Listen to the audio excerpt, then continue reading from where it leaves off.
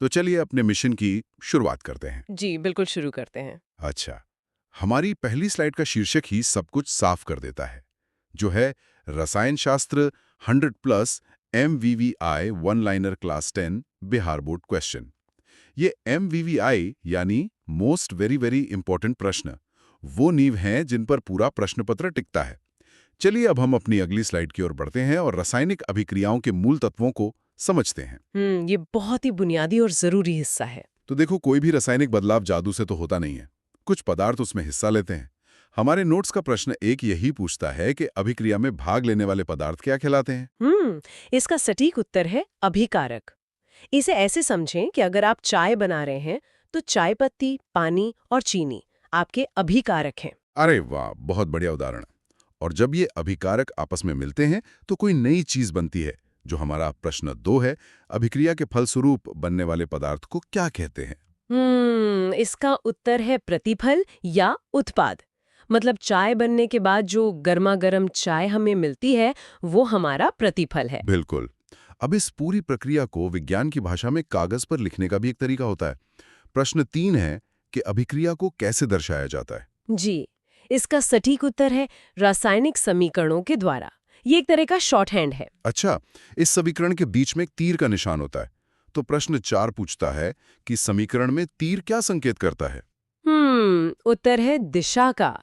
ये तीर हमें बताता है कि अभिक्रिया अभिकारक से उत्पाद बनने की किस दिशा में जा रही है। सही कहा। और भाई, ब्रह्मांड का नियम है कि द्रव्यमान नष्ट नहीं होता। तो प्रश्न 5 है, वैसे रासायनिक अभिक्रिया जिसमें दोनों ओर तत्वों की परमाणु संख्या समान हो, क्या कहलाती है। उत्तर है संतुलित रासायनिक समीकरण। ये संतुलन बहुत जरूरी है। बिल्कुल। अच्छा, कभी-कभी दो छोटी चीजें मिलकर एक बड़ी चीज बनाती हैं। प्रश्न 6 है, जब दो या दो से अधिक पदार्थ मिलकर नया पदार्थ बनाएं तो उसे क्या कहते हैं। जी, इसका सटीक उत्तर है संयोजन अभिक्रिया, जैसे दो ईंटों को जोड़कर दीवार बनाना। और इसका ठीक उल्टा है हमारा प्रश्न 7, कि जब कोई बड़ा यौगिक टूटकर सरल यौगिक बनाए तो वो क्या कहलाता है। उत्तर है वियोजन रासायनिक अभिक्रिया। ये उस दीवार के वापस ईंटों में टूटने जैसा है। हाँ बिल्कुल। और ऑक्सीजन तो रसायन विज्ञान का बहुत ही सक्रिय तत्व है। प्रश्न 8 है कि जिस अभिक्रिया में ऑक्सीजन का संयोग होता है उसे क्या कहते हैं। इसका उत्तर है उपचयन। किसी भी चीज में जब ऑक्सीजन जुड़ती है तो उपचयन होता है। सही बात है। चलिए अब हम अगली स्लाइड की ओर बढ़ते हैं, जहां हम अभिक्रियाओं के कुछ और प्रकार देखेंगे। जी चलिए देखते हैं। तो अगर ऑक्सीजन का जुड़ना उपचयन है तो प्रश्न 9 पूछता है कि हाइड्रोजन का संयोग क्या कहलाता है। इसका सटीक उत्तर है अपचयन। ये दोनों हमेशा एक दूसरे के विपरीत काम करते हैं। अच्छा, कभी-कभी यौगिक अपने हिस्सों की अदला बदली कर लेते हैं। प्रश्न 10 है, आयनों का आदान प्रदान क्या कहलाता है। उत्तर है द्विविस्थापन। ये ऐसा है जैसे दो जोड़ियां अपने अपने पार्टनर बदल लें। अरे वाह, क्या बात है। लेकिन अगर कोई ज्यादा ताकतवर कमजोर को हटा दे तो। प्रश्न 11 है, अधिक क्रियाशील तत्व द्वारा कम क्रियाशील को विस्थापित करना क्या कहलाता है। जी, इसका उत्तर है एकल विस्थापन अभिक्रिया। ताकतवर तत्व कमजोर को बाहर कर देता है। बिल्कुल। और जब दो विरोधी स्वभाव वाले पदार्थ मिलते हैं तो प्रश्न 12 के अनुसार जब अम्ल और क्षार मिलकर लवण और जल बनाते हैं उसे क्या कहते हैं। उत्तर है उदासीनीकरण अभिक्रिया। ये एक दूसरे को न्यूट्रल कर देते हैं। हमारे शरीर के अंदर भी तो यही सब चल रहा है ना। प्रश्न 13 है, भोजन का पचना कैसी अभिक्रिया है। इसका उत्तर है उपचयन। और सांस लेना भी तो जरूरी है ना। प्रश्न 14 है, श्वसन कौन सी अभिक्रिया है। कुछ ऐसा ही है। प्रश्न 15 है, साग सब्जियों का कंपोस्ट बनना कौन सी अभिक्रिया है। उत्तर है ऊष्मक्षेपी। सूक्ष्म जीव जब इसे तोड़ते हैं तो हीट रिलीज होती है। बिल्कुल। अच्छा, जलने के भी अलग अलग तरीके होते हैं। प्रश्न 16 है, बिना ज्वाला के जलने वाला पदार्थ कौन सा है। इसका उत्तर है कोयला। ये लपटे नहीं देता, बस सुलगता है। और गैसों को अक्सर उनके रंग से पहचाना जाता है। प्रश्न 17 है, नाइट्रोजन डाइऑक्साइड के धुएं का रंग कैसा होता है। जी, सटीक उत्तर है भूरा। यह प्रदूषण का एक बड़ा कारण है। सही कहा। चलिए अब हम अगली स्लाइड की ओर बढ़ते हैं और कुछ महत्वपूर्ण सूत्रों को समझते हैं। हाँ, ये सूत्र परीक्षाओं में सीधे सीधे पूछे जाते हैं। बिल्कुल। हमारे रोजमर्रा के जीवन का हिस्सा। प्रश्न 18 है कि चीनी का सूत्र क्या है। इसका उत्तर है C12H22O11। अम्ल का सूत्र क्या है। सटीक उत्तर है H2SO4। इसे रसायनों का राजा भी कहते हैं। अब एक सीधा समीकरण है। प्रश्न 20 में Fe प्लस Cu SO4 देता है FeSO4 प्लस Cu। ये कैसी अभिक्रिया है? जी, इसका उत्तर है विस्थापन। यहाँ लोहे ने तांबे को हटा दिया। प्रश्न 21 है 2H2 प्लस O2 देता है 2H2O। ये कैसी अभिक्रिया है? उत्तर है संयोजन अभिक्रिया। दो गैसें मिलकर एक तरल बना रही हैं। ये तो हमने पहले भी समझा है। प्रश्न 22 है कि ऑक्सीजन का संयोग क्या कहलाता है? सटीक उत्तर है उपचयन। और इसका उल्टा? प्रश्न 23 है कि ऑक्सीजन का ह्रास क्या कहलाता है? जी, इसका उत्तर है अपचयन। यहाँ दो यौगिक आयन बदल रहे हैं। प्रश्न 24 में Na2SO4 प्लस BaCl2 देता है BaSO4 प्लस 2NaCl। ये क्या है? उत्तर है द्विविस्थापन अभिक्रिया। जिंक और तांबे की लड़ाई।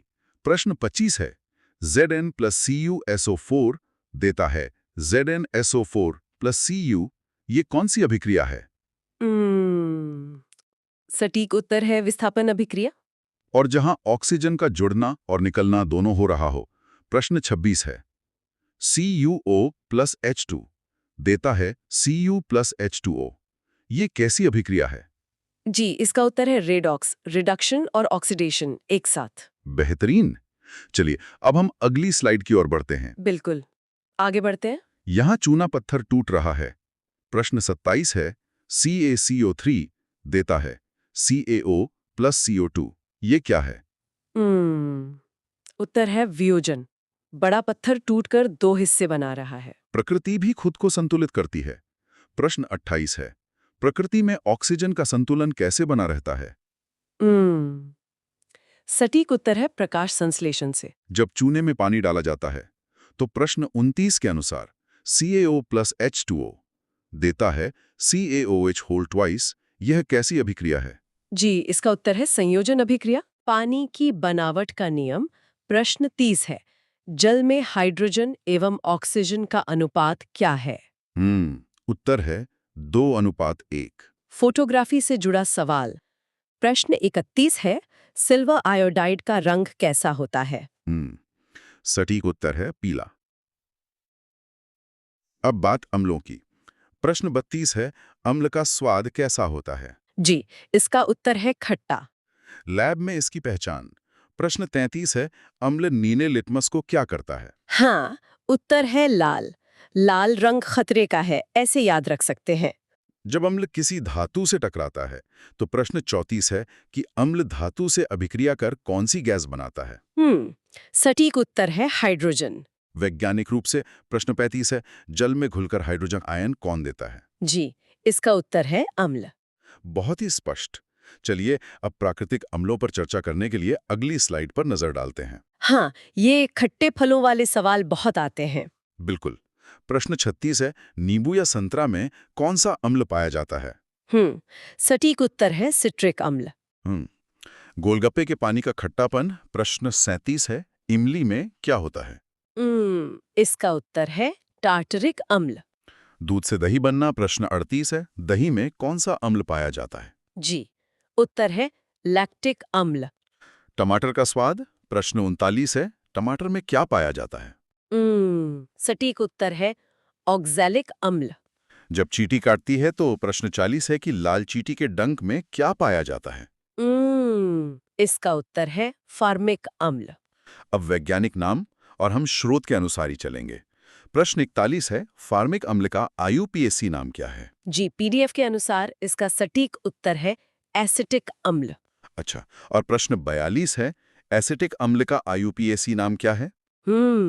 इसका उत्तर है एथेनोइक अम्ल। अम्लों के ठीक विपरीत प्रश्न 43 है कि क्षार का स्वाद कैसा होता है? सटीक उत्तर है कड़वा। और क्षार लिटमस पर क्या असर डालते हैं? प्रश्न 44 है लाल लिटमस को नीला कौन करता है? जी, इसका उत्तर है क्षार।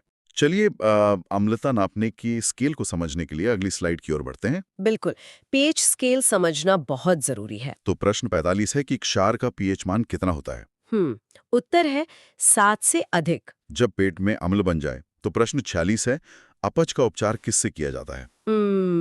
सटीक उत्तर है एंटासिड से। बहुत दौड़ने पर पैरों में दर्द।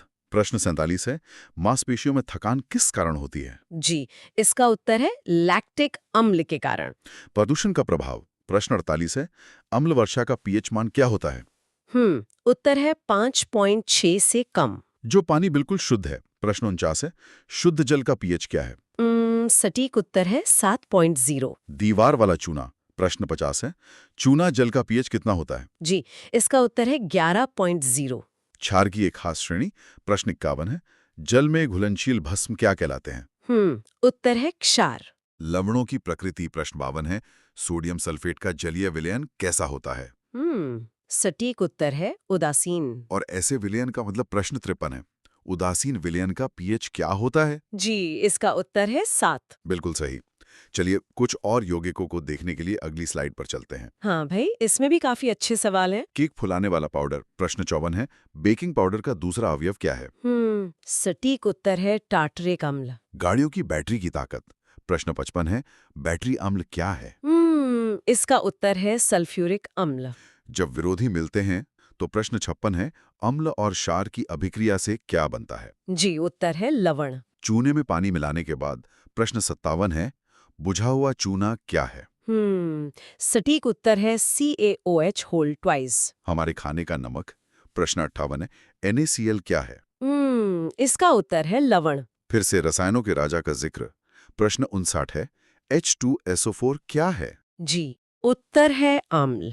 लैब से बाहर भी सूचक होते हैं। प्रश्न 60 है, प्राकृतिक सूचक का उदाहरण क्या है? सटीक उत्तर है हल्दी। अधातुओं के गुण। प्रश्न 61 है, अधातु के ऑक्साइड कैसे होते हैं? इसका उत्तर है अम्लीय। धातु और अम्ल की अभिक्रिया। प्रश्न 62 है, जिंक और सल्फ्यूरिक अम्ल से कौन सी गैस निकलती है? जी, उत्तर है H2 गैस। अब इसी कड़ी को आगे बढ़ाते हुए अगली स्लाइड पर नजर डालते हैं। बिल्कुल, आगे बढ़ते हैं। त्योहारों पर सफेदी। प्रश्न 63 है, दीवारों की सफेदी के लिए क्या उपयोग होता है? सटीक उत्तर है CaOH होल ट्वाइस। सूचक का अपना रंग। प्रश्न 64 है, जब लिटमस न अम्लीय हो न क्षारीय तो रंग कैसा होता है? इसका उत्तर है बैंगनी। साबुन बनाने वाला रसायन। प्रश्न 65 है, NaOH क्या है? जी, उत्तर है क्षार। कृत्रिम सूचक का कमाल। प्रश्न 66 है, सोडियम कार्बोनेट में मिथाइल ऑरेंज मिलाने पर रंग क्या होता है? सटीक उत्तर है पीला। एक महत्वपूर्ण अभिक्रिया। प्रश्न 67 है, NaOH प्लस जिंक से क्या बनता है? इसका उत्तर है Na2ZnO2 प्लस H2। प्रकृति से मिला सूचक। प्रश्न 68 है, बैंगनी रंजक लिटमस कहाँ से निकलता है? जी, उत्तर है लाइकेन से। प्रश्न 69 फिर से याद दिलाता है कि जल में घुलनशील भस्म क्या है? सटीक उत्तर है क्षार। कुछ लवण अम्लीय भी होते हैं। प्रश्न 70 है, अमोनियम क्लोराइड का विलयन कैसा होता है? इसका उत्तर है अम्लीय। और फिर से बैटरी की बात। प्रश्न 71 है, बैटरी का अम्ल क्या है? जी, उत्तर है H2SO4। चलिए अब हम अपनी अगली स्लाइड की ओर बढ़ते हैं और पीएच के कुछ और उदाहरण देखते हैं। हाँ, ये गंध वाले सूचक भी काफी दिलचस्प होते हैं। बिल्कुल। तो प्रश्न 72 है कि सांद्र लॉन्ग टेल किस प्रकार का सूचक है? सटीक उत्तर है गंधीय सूचक। नोट्स में दी गई जानकारी के अनुसार प्रश्न 73 है, नीले लिटमस को लाल करने वाले घोल का पीएच क्या है? स्रोत के अनुसार इसका उत्तर है 7 से अधिक। पर्यावरण की चिंता। प्रश्न 74 है, अम्लीय वर्षा का पीएच मान क्या होता है? जी, उत्तर है 5.6 से कम। रसोई का एक और खट्टा पदार्थ। प्रश्न 75 है, सिरका में कौन सा अम्ल होता है? सटीक उत्तर है एसिटिक अम्ल। चींटी के काटने का दर्द। प्रश्न 76 है, चींटी के डंक में कौन सा अम्ल पाया जाता है? इसका उत्तर है मिथेनोइक अम्ल। मधुमक्खी भी यही करती है। प्रश्न 77 है, मधुमक्खी के डंक में कौन सा अम्ल है? जी, उत्तर है मिथेनोइक अम्ल। प्रदूषण का बड़ा कारण। प्रश्न 78 है, अम्ल वर्षा का कारण क्या है? सटीक उत्तर है SO2। सुबह की दिनचर्या।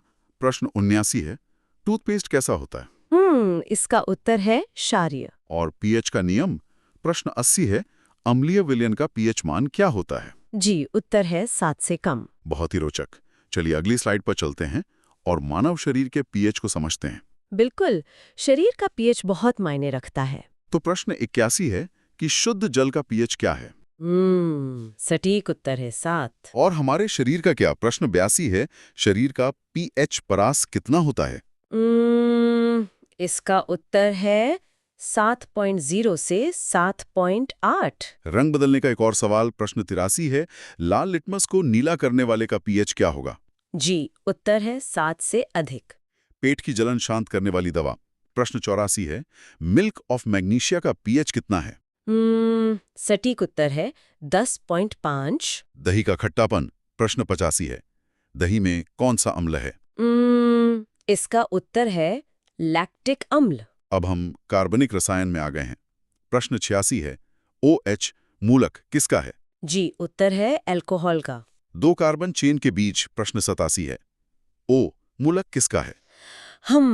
सटीक उत्तर है ईथर का।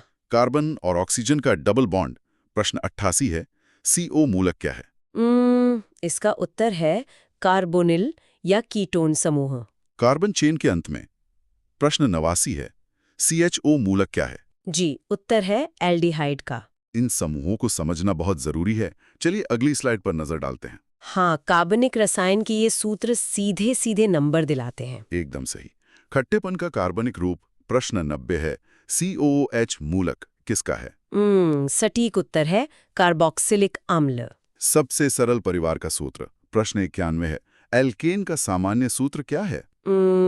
इसका उत्तर है CnH2n+2। डबल बॉन्ड आने पर, प्रश्न 92 है, एल्कीन का सामान्य सूत्र क्या है? जी, उत्तर है CnH2n। और ट्रिपल बॉन्ड में, प्रश्न 93 है, एल्काइन का सामान्य सूत्र क्या है?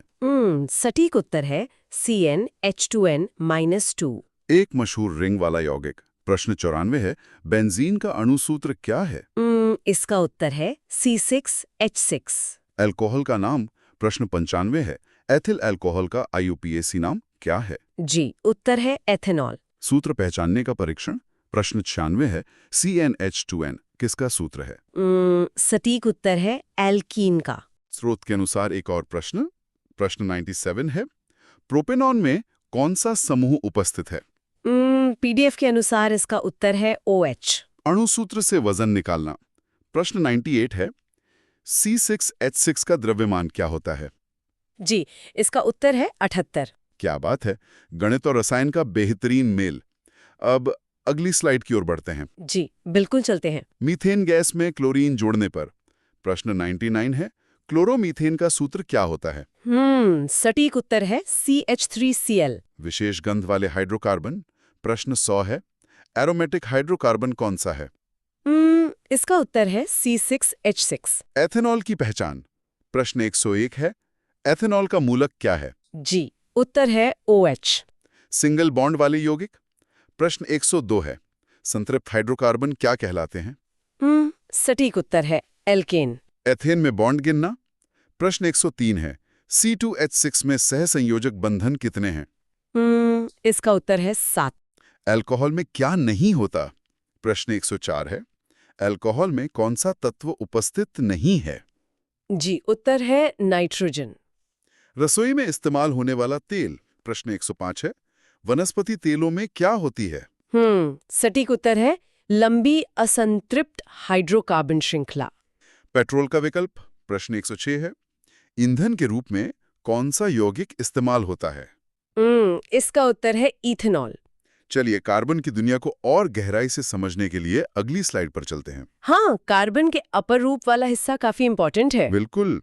सिरके वाले अम्ल का नाम, प्रश्न 107 है, एसेटिक अम्ल का IUPAC नाम क्या है? सटीक उत्तर है एथेनोइक अम्ल।